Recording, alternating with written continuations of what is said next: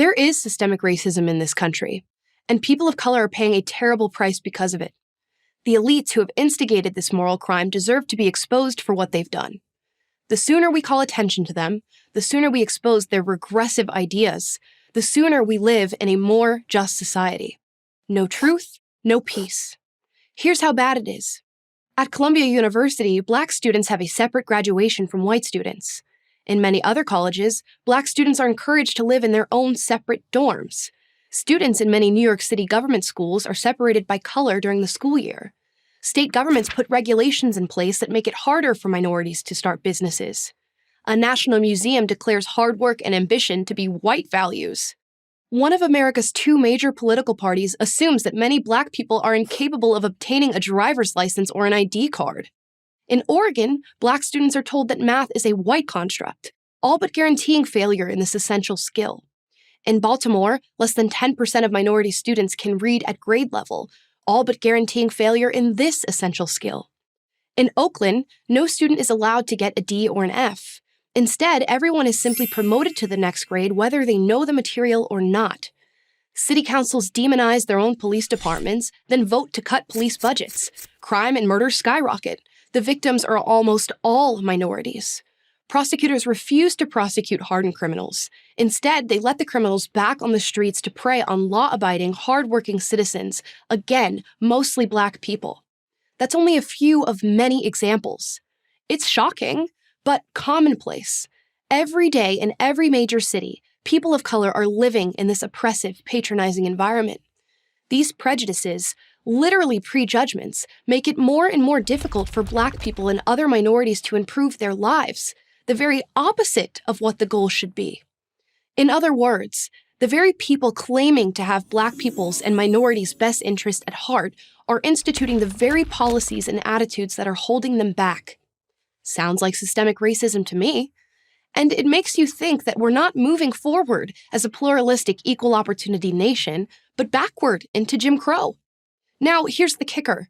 It's not those horrible, nasty, bigoted, misogynistic, authoritarian nationalists on the right who are imposing these crushing rules and policy prescriptions. It's the woke left, the side that I revered as a beacon of tolerance, the side that I thought was on the right side of history up until a few years ago. In fact, I was so committed I got a Black Lives Matter tattoo. I still have it. But then I had to face reality. It's the ideology of the left that has set back young students of color with lower education standards, that calls for pulling cops out of high-crime areas and replacing them with social workers, that states that skin color is more important than character, more important than anything. Yes, it is the woke left that is systemically racist, not America. The race hoax epidemic is proof. There have been dozens of these hoaxes over the last few years. Nooses on garages, the N-word on dorm rooms, this is MAGA country taunts on cold city streets. Virtually every one of them has been faked. The demand for racism exceeds the supply. If racism against Black people or any other minority group was rampant, you wouldn't have to fake it to convince people how bad things are. Did anyone fake racism in the South in the 1950s? But there is so little now that the race-obsessed woke left has manufactured unconscious racism and microaggressions to fool people into believing America is systemically racist.